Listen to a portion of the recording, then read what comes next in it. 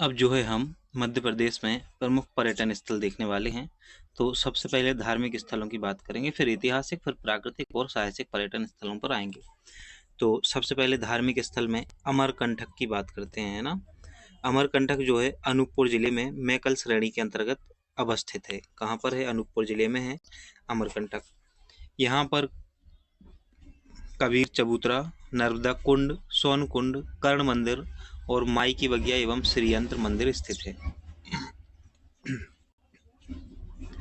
अमरकंटक में है कबीर चबूतरा, नर्मदा कुंड, सोन कुंड, कर्ण मंदिर, माई की बगिया एवं श्रीयंत्र मंदिर स्थित है।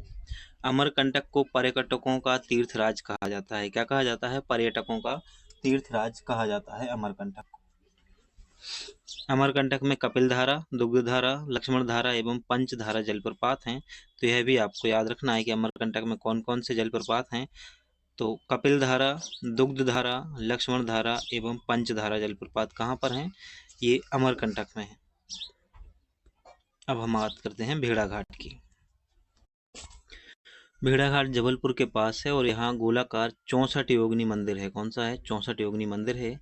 कहाँ पर? भेड़ाघाट में। तो एक यहाँ पर है, एक और पढ़ने को आएगा। अभी यहाँ 81 मूर्तियां हैं। संगमरमर चट्टानों पर नर्मदा नदी द्वारा धुआंधार जलप्रपात है यहीं पर। कहाँ पर? भेड़ाघाट में। भेड़ाघाट का जो नाम है भृगु ऋषि के नाम के कारण पड़ा है और यहाँ बंदर कूंदनी दर्शनीय स्थल भी है। तो पूछा जाए कि बंदर कूंदनी दर्शनीय स्थल कहाँ है? भेड़ाघाट में है। भेड़ाघाट का नाम भेड़ाघाट क्यों पड़ा? ऋषि भृगु के कारण।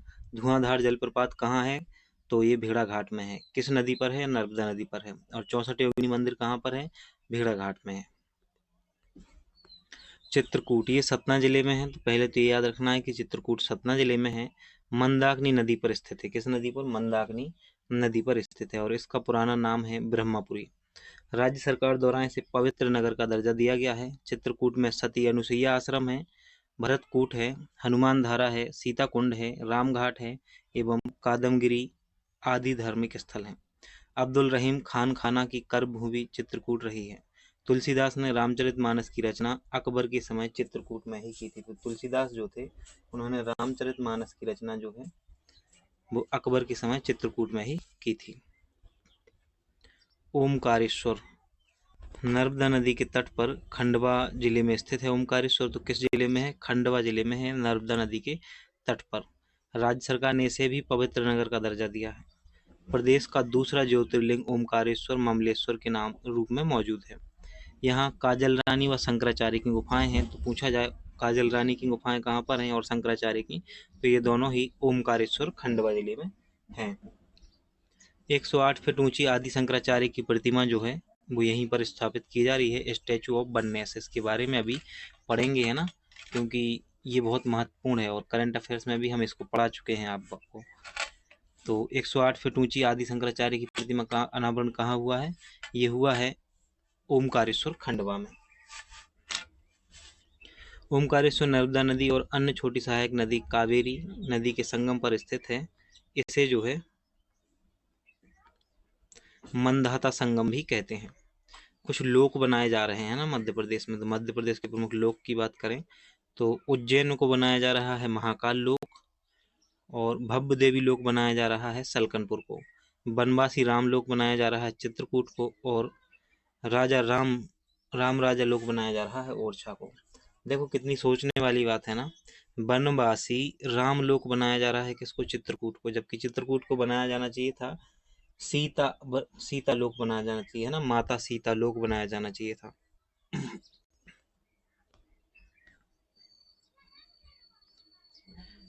जैन तीर्थ द्रोणागिरी की बात करें तो द्रोणगिरी जो है ये छतरपुर जिले में स्थित है। कहाँ पर है? छतरपुर में है। और द्रोणगिरी में 35 मंदिर और 3 गुफाएं हैं। यहाँ गुरुदत्त निर्वाण गुफा, कांच मंदिर और 24 मंदिर और मान स्तंभ स्थित है। तो पूछा जाए जैन तीर्थ द्रोणगिरी कहाँ पर है, तो ये होगा छतरपुर जिले में।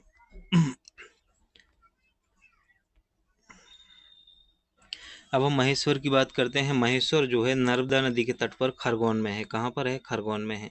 तो अभी हमने ओमकारेश्वर देखा, वो खंडवा में है, और महेश्वर कहाँ पर है? खरगोन में है। इसमें ना बच्चों को बहुत कन्फ्यूजन रहता है।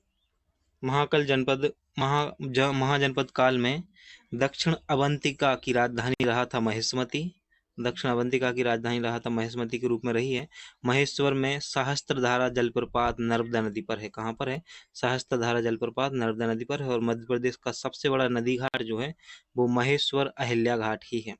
अहिल्याबाई होलकर ने अपने शासन में महेश्वर को राजधानी बनाया था।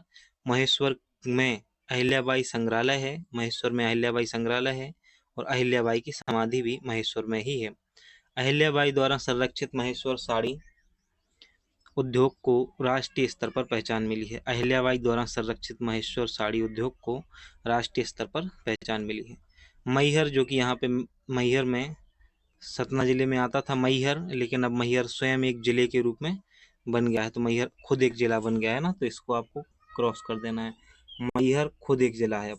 यहाँ पर क्या क्या है? शारदा माता का मंदिर है जो कि कैमूर श्रेणी में त्रिकुटा पर्वत पर है। कहाँ पर? कैमूर श्रेणी में त्रिकुटा पर्वत पर है शारदा माता का मंदिर। कहाँ पर? मैहर में, जो कि मैहर खुद एक जिला है। मंदिर पर चढ़ने के लिए 1063 सीढ़ियां बनाई गई हैं। और मैहर में संगीतकार अलाउद्दीन खां की एक कर्मभूमि रहा है। इसे संगीत नगरी के नाम से भी जाना जाता है। मैहर में आला उदल अखाड़ा एवं गोलमठ का मंदिर भी स्थित है। आला उदल अखाड़ा और गोलमठ का मंदिर भी स्थित है। कहाँ पर? मैहर में। उज्जैन की बात कर लेते हैं। उज्जैन क्षिप्रा नदी के तट पर स्थित है। उज्जैन जो है क्षिप्रा नदी के तट पर स्थित है। राज्य सरकार द्वारा इसे पवित्र नगर का दर्जा दिया गया है। क्या किया गया है? पवित्र नगर का दर्जा दिया गया है राज्य सरकार द्वारा उज्जैन को। ऐसा कहा जाता है उज्जैन शहर घूमने में 7 सागर, 9 नारायण और 84 महादेव की परिक्रमा पूरी हो जाती है। उज्जैन में दक्षिण मुखी ज्योतिर्लिंग महाकालेश्वर स्थित है। उज्जैन में कुछ और मंदिर जो स्थित हैं उनके बारे में देख लो। तो उज्जैन में जंतर मंदिर, संदीपनी आश्रम, गोपाल मंदिर, मंगलनाथ मंदिर, गढ़कालिका मंदिर, चिंतामन मंदिर, माँ हरसिद्धि माता मंदिर आदि स्थित हैं। तो मंगलनाथ मंदिर याद रखना है ना, जंतर मंतर याद रखना है, गढ़कालिका और चिंतामन मंदिर याद रखना है। साथ ही विश्व की पहली वैदिक घड़ी लगाई जा रही है उज्जैन में, यह भी याद रखना है आपको। ये मध्य प्रदेश में लगाई जा रही है। कहाँ पर? उज्जैन में विश्व की पहली वैदिक घड़ी। उज्जैन के बाद अब हम आते हैं ऐतिहासिक स्थलों पर। तो हमने धार्मिक स्थलों को पढ़ लिया है, अब हम ऐतिहासिक स्थल पर आ रहे हैं। ऐतिहासिक स्थल में सबसे पहले हम समाचार पन्नों से देख लेते हैं सांची के बारे में, उसके बाद सांची के बारे में हम विस्तार से समझते हैं। सांची को मध्य प्रदेश की ग्रीन सिटी या फिर सोलर सिटी बनाने का जो है वो प्रस्ताव किया गया है। ये तो थी समाचार पन्नों से खबर। अब हम आते हैं सांची के बारे में, जानते हैं कि सांची कहाँ अवस्थित है, क्या क्या विशेषता है, क्या महत्वपूर्ण है, क्यों हम पढ़ रहे हैं ना, इन सब चीज़ों को जानेंगे। देखो सांची जो है ये रायसेन जिले में स्थित है। कहाँ पर है? रायसेन जिले में स्थित है सांची। यहाँ मध्य प्रदेश का सबसे बड़ा स्तूप है। क्या है? मध्य प्रदेश का सबसे बड़ा स्तूप है सांची। सांची स्तूप का निर्माण सम्राट अशोक ने 3री शताब्दी ईसा पूर्व में कराया था। तो कब कराया था? 3री शताब्दी ईसा पूर्व में कराया था। किसने कराया था? अशोक ने कराया था इस स्तूप का निर्माण।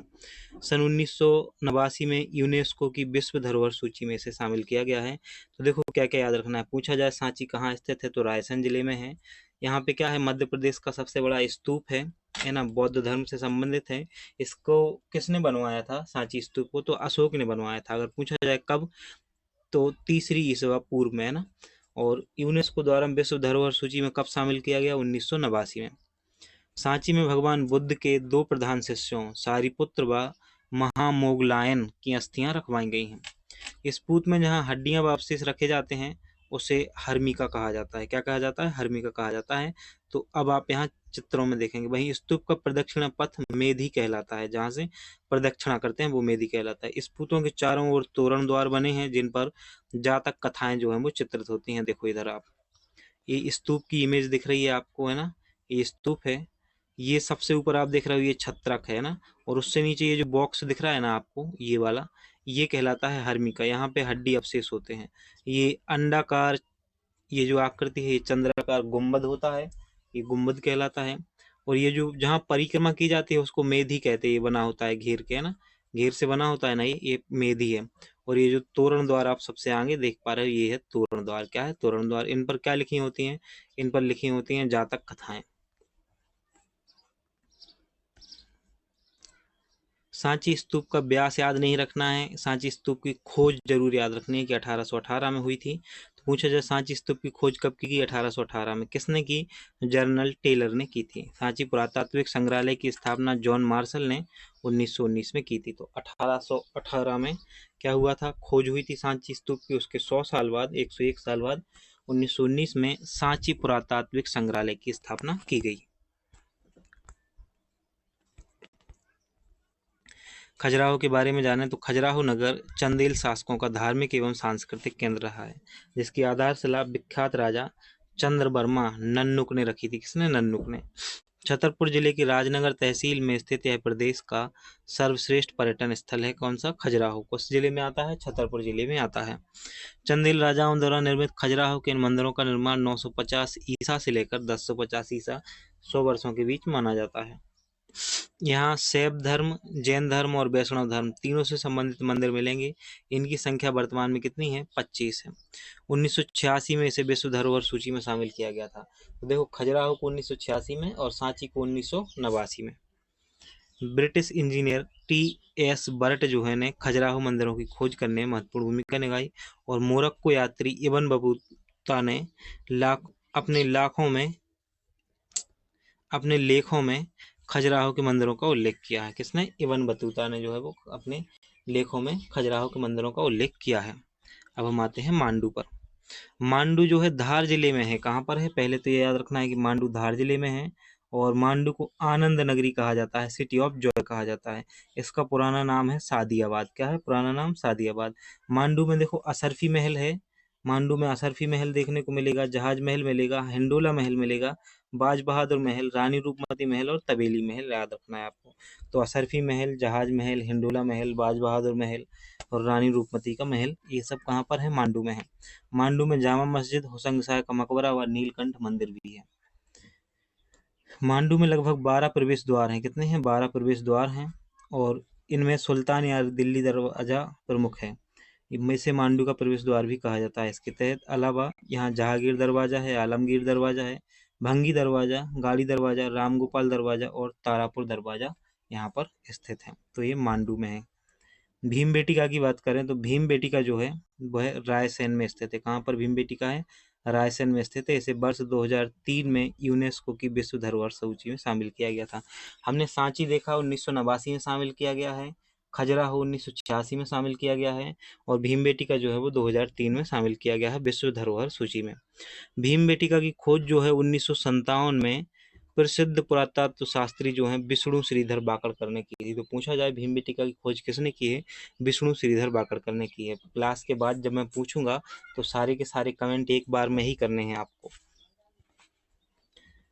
तो भीम बेटिका की खोज की है विष्णु श्रीधर बाकड़कर ने। कब? 1957 में। और इसे यूनेस्को में कब शामिल किया गया? 2003 में शामिल किया गया। किस जिले में है? रायसेन जिले में है। सांची किस जिले में है? रायसेन जिले में है। ग्वालियर की बात करते हैं।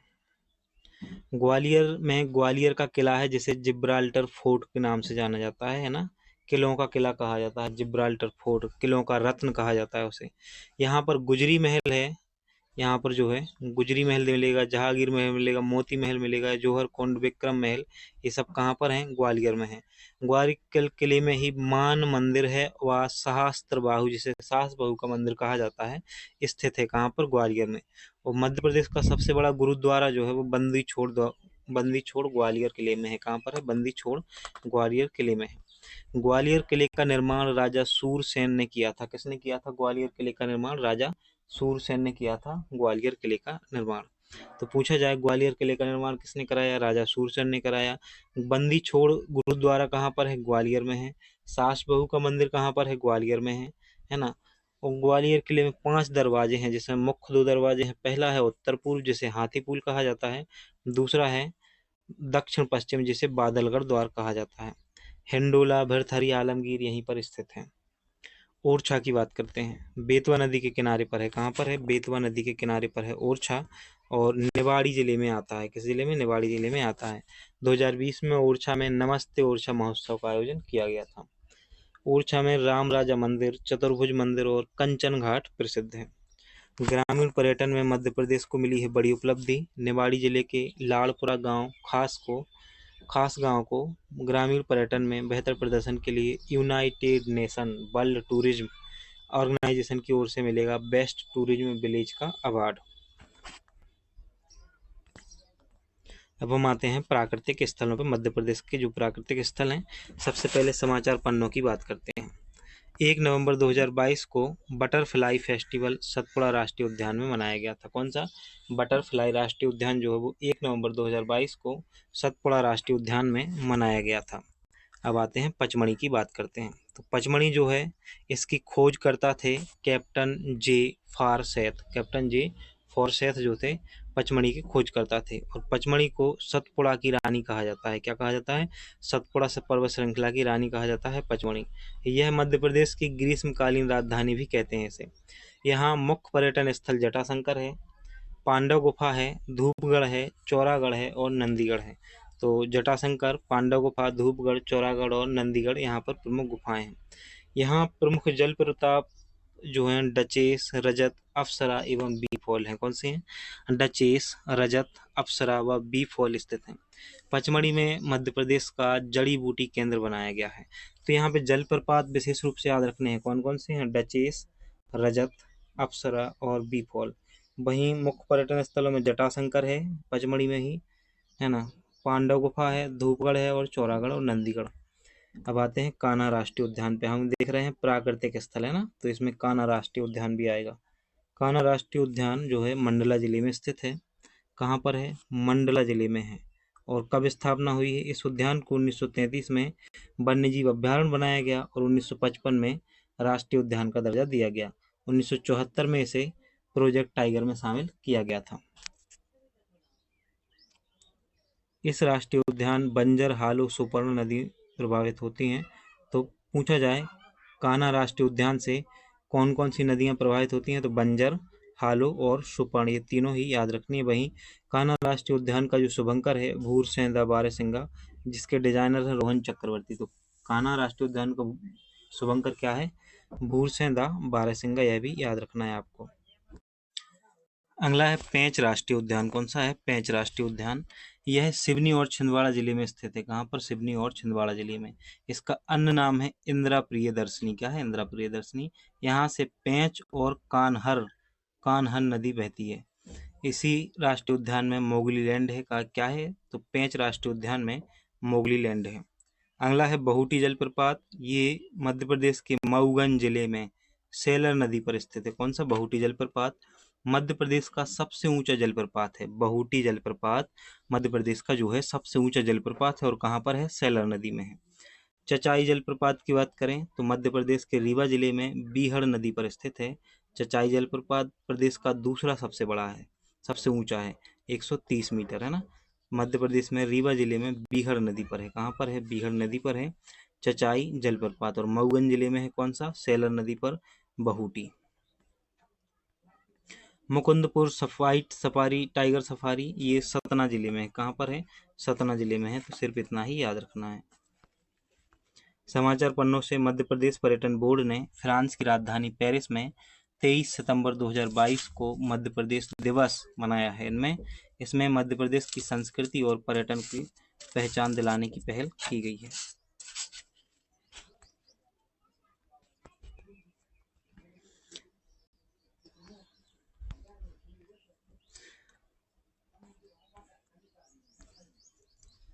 इसको पढ़ने की जरूरत नहीं है ना, मैं समझ गया हूँ कि ये क्यों छोड़ना है। मध्य प्रदेश में टाइगर टूरिज्म को लेकर शुरू किया गया है बफर में सफर। क्या है? बफर में सफर, ये एक कार्यक्रम है। प्रदेश के सभी संरक्षित क्षेत्रों में पर्यटन को बढ़ावा देगा।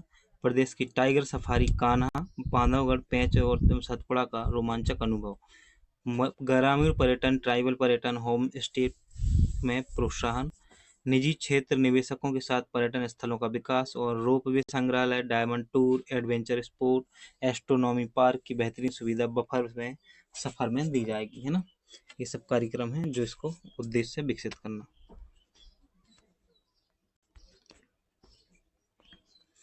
अब हमें देखना है ऐसा भी दिल्ली में सेंट्रल विस्टा प्रोजेक्ट के तहत बने नए संसद भवन की डिजाइन हूबहू विदिशा के विजय मंदिर से मिलती है। तो विदिशा में जो विजय मंदिर है उसके डिजाइन से मिलता है। कहाँ का डिजाइन? नया जो हमारा संसद भवन बना है सेंट्रल विस्टा प्रोजेक्ट, उससे मिलती जुलती है। विजय मंदिर का निर्माण चालुक्य नरेश कृष्ण के मंत्री वाचस्पति ने कराया था। पूछा जाए विजय मंदिर कहाँ पर है तो विदिशा में है। किसने कराया था निर्माण? चालुक्य नरेश कृष्ण के जो मंत्री थे वाचस्पति, उन्होंने करवाया था। पर्यटन से संबंधित कुछ अन्य तथ्य भी देख लो। विक्रांत भैरव तंत्र पीठ जो है ये उज्जैन में है। उज्जैन का अंकपात संदीपनी आश्रम प्राचीन काल में शिक्षा का प्रमुख केंद्र था। उज्जैन में मौलाना रूमी का मकबरा स्थित है। किसका? मौलाना रूमी का जो मकबरा है कहाँ पर है? उज्जैन में है। पुराणों में अमरकंटक को सर्वतीर्थ नायक्रम बताया गया है। पुराणों में अमरकंटक को सर्वतीर्थ नायक्रम बताया गया है। प्राचीन काल में सांची को कांकड़ात कहा जाता था। बेदेशगिरी, चेतियागिरी और कांकड़ाय भी कहा गया है। तो ये सब प्राचीन के ही नाम, इसके सांची के ही नाम हैं। 7वीं सदी में बोट श्री पर्वत से सांची का उल्लेख किया गया है और ग्रेनाइट से बना 64 योगिनी मंदिर खजुराहो का सबसे पुराना मंदिर है। तो देखो 64 योगिनी मंदिर एक कहाँ पर है? खजुराहो में भी है। पचमढ़ी में स्थित धूपगढ़ को पूर्व में श्री हरबत्स कोट के नाम से भी जाना जाता था। और भोपाल में छोटा तालाब का निर्माण हयात मोहम्मद खान के दीवान छोटे खान ने कराया था। और खजुराहो का लक्ष्मण मंदिर बनाने हेतु मथुरा से 16,000 शिल्पी लाए गए थे। कहाँ से? मथुरा से लाए गए थे शिल्पी। कौन सा मंदिर बनाने? लक्ष्मण मंदिर बनाने के लिए। अब हम स्टैचू ऑफ बननेस की बात कर लेते हैं। यह 12 वर्षीय बालक के रूप में दर्शाया गया है। किनको? आदि गुरु शंकराचार्य को। इसमें अनावरण किया गया है 21 सितंबर 2023 को। ऊंचाई कितनी है? 108 फीट इसकी ऊंचाई है। स्थान कौन सा है? ओमकारेश्वर मंदाता इसका स्थान है, खंडवा जिला। और विशेष की बात करें तो स्टैचू ऑन बननेस परिसर को अद्वैत लोक के नाम से विकसित किया गया है। किसके नाम से? अद्वैत लोक के नाम से। भविष्य में यह आचार्य शंकराचार्य अंतर्राष्ट्रीय अद्वैत वेदांत संस्थान की स्थापना की जाएगी। तो पूछा जाए कि ये कहाँ पर है, कहाँ पर स्थापित की गई है, तो ओमकारेश्वर मंदाता खंडवा जिले में की गई है। 12 वर्षीय बालक के रूप में किसे दर्शाया गया है? आदि शंकराचार्य को दर्शाया गया है। 108 फीट ऊंची है। कुछ कॉरिडोर और लोक देखें और उनका स्थान। तो महाकाल लोक जो है वो उज्जैन, श्री देवी लोक देवी महाकाल लोक, देवी महालोक है ना, सलकनपुर में है। और ये छोड़ो, इसको नहीं पूछा जाएगा ना। रामपथ गमन लोक चित्रकूट, लेटे हनुमान मंदिर लोक सौसर पांडुरना, रविदास मंदिर धाम सागर, पीताम्बरा माई लोक दतिया, शनि लोक मुरैना और नांग लोक जो है वो बड़वानी। इतना संबंधित है। ये तो था हमारे मध्य प्रदेश से संबंधित पर्यटन, जो हमने सारे के सारे पर्यटन से संबंधित जो जो भी महत्वपूर्ण हो सकता था सबको हमने देख लिया है। अब हम अगले टॉपिक पर पहुंचेंगे। उससे पहले हम आपको बता दें कि अगर आपने वीडियो को लाइक नहीं किया है तो वीडियो को जल्दी से लाइक कीजिए, अपने दोस्तों में शेयर कीजिएगा। देखो आप हमें सपोर्ट करो यार, तभी तो हम अच्छे से अच्छा कंटेंट आपके लिए ला पाएंगे। कोई व्यक्ति मोटिवेट ही नहीं होगा तो फिर कैसे लाएगा? आप क्या सब व्यूज़ नहीं आते हैं ना, तो फिर ऐसा लगता है कि क्यों ही बना रहे हैं वीडियो, फिर रहने देते हैं, है ना, ऐसा भी लगता है। तो इसलिए आप सपोर्ट करिएगा, कमेंट भी करिएगा कि, है ना। मिलते हैं फिर नेक्स्ट वीडियो में, तब तक के लिए जय हिंद।